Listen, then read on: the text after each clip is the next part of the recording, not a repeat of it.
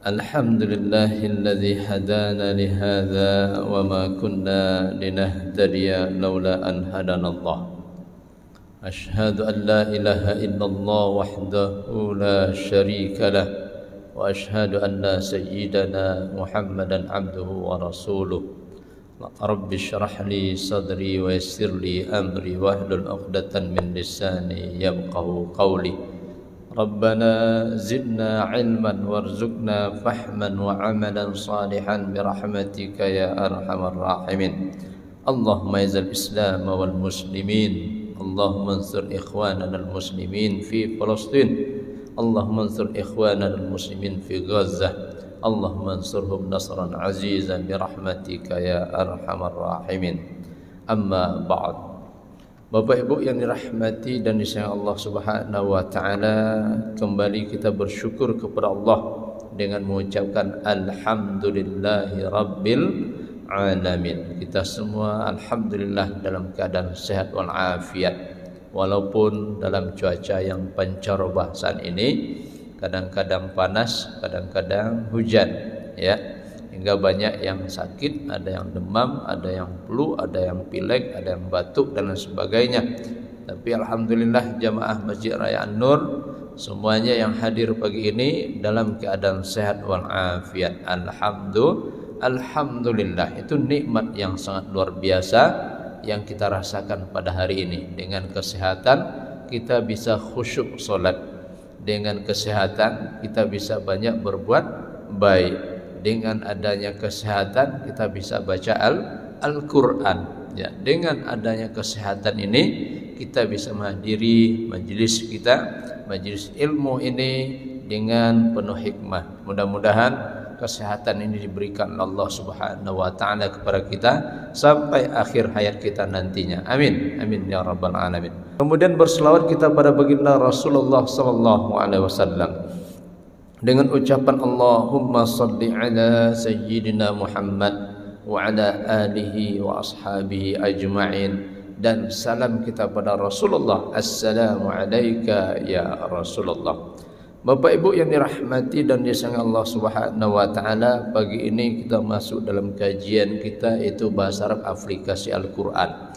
Ini biasanya kita menampilkan anak-anak kita yang semangat berbahasa Arab, tapi pagi ini libur, ya, karena memang suasana libur sekolah berpengaruh dengan, ya, liburnya kegiatan-kegiatan akademik lainnya, ya. Maka pagi ini kita langsung pengajian saja, ya, langsung pada pengajian, ya. Kenapa kita mempelajari bahasa Arab Al-Quran ini? Ya, supaya tidak salah dalam menafsirkan Al-Quran, ya. Beberapa hari yang lalu Bapak Ibu viral di medsos, ya, ada yang salah menafsirkan Al-Quran. Ditafsirkannya Al-Quran sesuai dengan kehendaknya atau sesuai dengan keinginannya, ya, karena ilmu yang terbatas, sehingga ketika dia menerjemahkan Al-Qari'ah dikiranya Al-Qari'ah. Nah, ini viral ini. Bapak-bapak Ibu sekalian, mulai cari YouTube-nya, rekamannya, dan dibagikan itu di WhatsApp dan lain sebagainya, ya. Sehingga kita melihat, ya, dan juga kita sangat prihatin sekali kesalahan yang sangat mendasar sekali, ya. Apa salahnya tadi?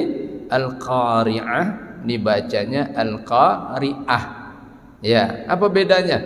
Kalau Al-Qari'ah ain, pakai ain sebelum huruf akhir, ya. Kalau Al-Qari'ah itu pakai hamzah. Beda enggak Bapak-bapak Ibu sekalian, hamzah dengan ain? Beda, ya. Kalau hamzah itu sama dalam bahasa kita dengan a, ya. Tapi kalau ain ini enggak ada dalam, ya, huruf dalam bahasa Indonesia. Ain itu agak dalam pengucapannya dari khalqum kita, ya, agak dalam. Al-Qari'ah, Al-Qari'ah, ya.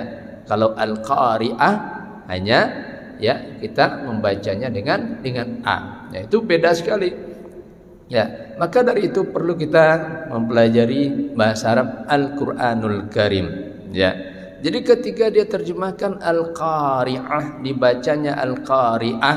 Kalau Al-Qari'ah artinya hari kiamat, yaumul qiyamah. Tapi kalau Al-Qari'ah artinya wanita yang membaca, ya, wanita yang membaca. Qari'ah, ya kan, ada qari, ada qari'ah. Kalau qari laki-laki yang baca Al-Quran. Kalau qari'ah wanita yang baca Al-Quran. Itu beda, bapak-bapak ibu sekalian, ya. Maka dari itu, kalau seandainya ingin mempelajari bahasa Arab, ini dalam dasar bahasa Arab itu mulai dari pengenalan huruf dulu, ya. Kenali hurufnya, mulai dari huruf alif sampai huruf ya. Kita kenal bentuknya, bentuk huruf, syaklul huruf. Yang kedua, kita kenal lagi sautul huruf, suara atau bunyi hurufnya. Anak sekarang kan kalau belajar Al-Quran langsung ke bunyi. Kalau kita dulu enggak, bapak-bapak sekalian, kita mempelajari Al-Quran, kita sebut nama hurufnya dulu. Alif, ba, ta, sa, jim. Nah, kalau kita dulu gitu, jim, ha, kha, dal, zal, ra, zai, sin, shim, sad, dad, ta, za, ain, ghaim, sampai terakhir, ya. Tapi sekarang, ya, metode Iqra yang baru langsung diberi harkat.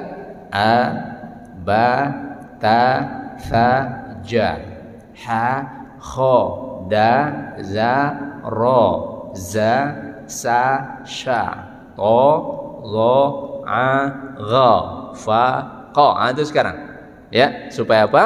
Supaya cepat, ya, bisa membaca Al-Quranul Karim. Ada enggak sisi kelemahan dan kelebihannya? Setiap metode itu ada kelebihan dan ada kelemahannya, bapak-bapak sekalian. Maka ketika kita ingin mengenal bahasa Arab, mulai dari melihat bentuk hurufnya.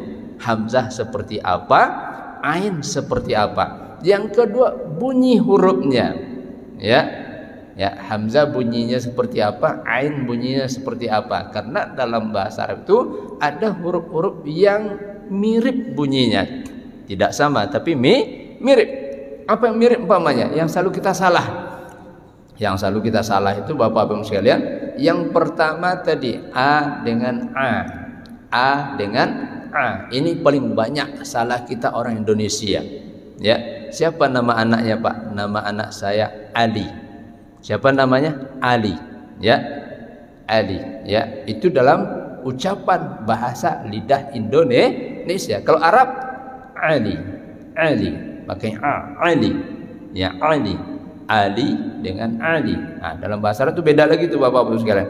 Kalau Ali artinya alat, ya, jamak dari alat, artinya adwat, ya, alat, ya. Tapi kalau Ali tinggi, mulia, Ali, ya, Ali dengan Ali, Ali dengan Adi. Nah, itu beda, ya. Kita selalu menyebut ain itu kita sebut dengan a, ya. Umpamanya, ya, kita lihat ada tulisan Arab Melayu di pinggir jalan sana, Jalan Arifin Ahmad, ditulis dalam bahasa Arab, tulisan Arab Arifin, Arifin, a alif, itu salah. Yang benar Arifin, Arifin, ya. Karena asalnya dari bahasa Arab. Kalau nama seseorang asalnya dari bahasa Arab, ketika menulis Arab Melayu, ini harus kita kembalikan ke bahasa Arabnya. Kalau namanya Arifin, tulis ain, Arifin. Jangan tulis alif, Arifin, salah kita. Ya, Arifin, Arifin. Jangan Arifin. Nah, gitu juga nama kampus kita, Sultan Syarif Qasim. Sultan Syarif Qasim, ya. Kalau dalam pengucapan Indonesianya Sultan Syarif Qasim, qaf berubah jadi ka. Nah, ini karena ada kemiripan itu, dan ada sisi sulit orang Indonesia mengucapkan makhraj huruf Arab yang sebenarnya, maka berubah dia. Jadi ain berubah jadi a, ya. Qaf berubah jadi ka. Nah, ini qaf berubah jadi ka, ini paling banyak ini bapak-bapak sekalian. Tapi yang paling banyak yang tadi ain berubah jadi a, terutama dari nama. asal namanya awalnya ain, berubah dalam ucapan Indonesia jadi a. Ali, ya arif jadi arif, arifin jadi arifin, ya. Nah, ini banyak sekali. Aisyah jadi Aisyah. Nah, ini berubah. Ain berubah jadi a. Nah, ini mesti kita pelajari pertama kalinya. Kemudian juga kita lihat tadi qaf, banyak berubah dalam bahasa Indonesia jadi ka. Qamus, bahasa Arabnya qamus. Orang Indonesia bilang apa? Kamus. Ya. Qalbu, hati. Qalbu. Orang Indonesia bilang apa? Kalbu.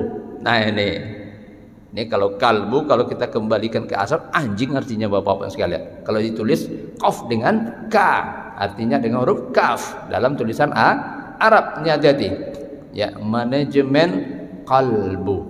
Manajemen kalbu. Kalau ingin tulis dalam umpamanya Arab Melayu, manajemen kalbu.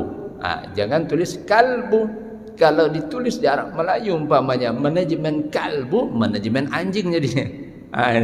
Ini perubahan ya dari makharijul huruf Arab ke ucapan lidah orang Indonesia. Disebabkan apa? Disebab kita tidak memiliki bunyi huruf tersebut. Ain kita enggak ada di huruf Indonesia. Qaf juga enggak ada. Kalaupun ada, itu adalah diambil dari kosakata yang asalnya bukan dari Indonesia. Begitu juga kita sulit membedakan antara sin dengan shad. Ya, sin dengan shad. Ini hati-hati. Ya, maka kalau ada kalimat shad dalam bahasa Arab, dalam bahasa Indonesia berubah jadi sin. Ya, jadi sin. Ya, ada yang berubah, ada yang dirubah. Nah, ini yang dirubah contohnya apa? Kita udah biasa nyebut sholat, sholat. Udah biasa kita menulisnya dalam tulisan Indonesia Latin, ya, SHOLAT. Ini berubah sekarang transliterasinya Bapak-bapak sekalian. Ya, jadi sholat berubah jadi salat. Ya, sehingga ada anak bertanya, ya, anak saya bertanya, "Bi, kok tulisannya salat?" Ya, itu perubahan transliterasi yang dirubah. Ya, siapa nama pemainnya? Ya, Muhammad Salah. Ya, ditulis salah. Ya, itu transliterasi Latin. Ya, transliterasi Latin itu transliterasi Inggris, ya, itu juga yang sekarang berpengaruh kepada transliterasi bahasa Indonesia. Tengok tuh, ya, pemain Mesir yang terkenal yang bermain di Liverpool itu. Siapa namanya? Muhammad Salah. Tapi ditulis bajunya apa? Salah. Ya, salah. Shad ditulis dengan sin. Ya, seakan-akan begitu ya bunyinya. Nah, ini. Jadi shad ditulis dengan s. Nah, ini perubahan transliterasi, kita hati-hati. Ya, hati-hati sekali. Ya, jangan sampai terpengaruh oleh perubahan transliterasi ini ketika kita membaca Al-Qur'an. Jumpa nanti huruf shad dalam Al-Qur'an baca pula sa, kan? Itu berubah bunyinya. Jadi sin. Nah, ini karena dipengaruhi oleh transliterasi bahasa Latin. Nah, ini huruf-huruf yang sangat rawan sekali membuat kita bisa salah dalam pengucapan bahasa Arab dan juga dalam memahami bahasa Arab. Kemudian apalagi huruf yang mirip. Ya, yang mirip lagi Bapak Ibu sekalian, Zaid dengan zal. Zaid dengan zal. Zakat, zakah. Zakah namanya. Zakah, ya, dengan zakah. Itu beda, ya. Jadi kalau pakai zaid artinya zakat, ya. Umpamanya contoh lain umpamanya zaki, ya, zaki orang yang berzakat. Kalau zaki, ya, zaki pakai zal, orang yang pintar, ya, zaki pintar. Kalau zaki orang yang berzakat. Ini beda. Ini terjadi perubahan makna ketika kita robah bunyi zai menjadi zal. Ketika juga kita robah bunyi zal menjadi zaid. Nah, dalam bahasa Indonesia nggak bisa itu Bapak-Ibu sekalian. Karena kita nggak punya perubahan, ya, huruf yang berbeda. Yang kita cuma punya huruf satu aja, Z. Nah, satu aja, Z, ya. Maka ini yang Z ini dalam bahasa Indonesia selalu berubah. Contoh umpamanya apa? ya ada kosakata bahasa Arab yang jadi bahasa Indonesia. Contohnya izin. Izin itu bahasa Arab, Bapak-bapak sekalian. Izin, ya. Izin itu bahasa Arab. Anak sulitnya orang Indonesia sebagian, ya, izin itu berubah jadi izin. Berubah jadi izin, ya. WA-nya kita, Ustaz saya minta izin, nggak bisa hadir hari ini, ya. Sebelumnya kan kita tulis, kalau kita lihat di kamus bahasa Indonesia yang besar itu pakai Z, izin, bukan izin, tapi dia terpengaruh oleh dialek daerahnya, ya, dialek daerahnya, maka izin berubah jadi izin. Bahkan tidak bisa deh kadang-kadang mengucapkan Z itu, hanya bisa mengucapkan J. Nah, ini ada sebagian daerah di negara kita Indonesia. Nah, ini yang rawan, ya, ini hati-hati. Jadi mulailah belajar bahasa Arab itu dari bentuk huruf, ya, bunyi huruf. Bedakan bunyi huruf itu ketika kita membaca, ya, kalimat atau kosakata dalam bahasa Arab. Nah, di sini letaknya Bapak-bapak sekalian. Ya, itulah sebabnya terjadi kesalahan yang viral sekali, ya, dan bahkan penceramah ini, ya, bukan orang sembarangan, orang sedang ceramah, diterjemahkannya al-qari'ah itu dengan al-qari'ah, disamakannya al-qari'ah dengan al-qari'ah, beda, jauh bedanya. Ya, kita ada pelajari di Masjid Raya Nur ini, itu tafsir aplikasi bahasa Arab surah Al-Qari'ah dulu. Kalau Al-Qari'ah adalah nama dari nama kiamat. Dalam tafsir, ya, Syekh Jalaluddin Suyuti, Syekh Jalaluddin Mahalli, dan Syekh para masyayikh yang lain mengatakan Al-Qari'ah itu artinya yaumul qiyamah. Ya, jadi mustalahat Al-Qari'ah dalam Al-Qur'an itu yang punya hubungan dengan hari kiamat itu ada 21 kosakata. Ya, 21 kosakata itu artinya hari kiamat, atau maksudnya adalah hari kiamat. Ini hati-hati, bukan Al-Qari'ah itu artinya Al-Qari'ah wanita pembaca. Ini salah fatal Bapak-bapak Ibu sekalian. Nah, ini yang juga pernah terjadi dulu di Pekanbaru atau di Riau, ya. Yang salah juga menerjemahkan kalimat bil qisti dalam Al-Qur'an.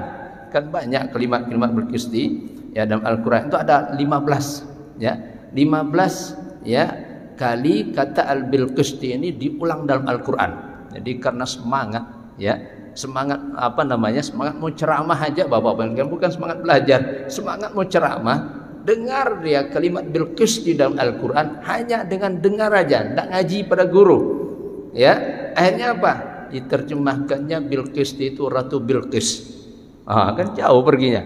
Ya, Bilqis itu diterjemahkannya Ratu Bilqis. Umpamanya dalam Al-Qur'an Allah berfirman di surah Ali Imran, syahidallahu annahu la ilaha illa huwa wal malaikatu walul ilmi qa'iman bil qisti. Ya, diartikannya qa'iman bil qisti, berdiri bersama Ratu Bilqis. Nauzubillah summa nauzubillah, astaghfirullahalazim. Ya, bil qisti artinya adalah, ya, al-adl. Ada dua makna al-qisti ini. Yang pertama adalah makna al-adl. Al-adl itu artinya keseimbangan, keadilan, ya. Maka Ibnu Abbas radhiyallahu taala anhu mengatakan al-qisti itu artinya la ilaha illallah. Nah, ada dua makna. Bil qisti makna al-adlu, wa bil qisti makna tauhid, itu la ilaha illallah.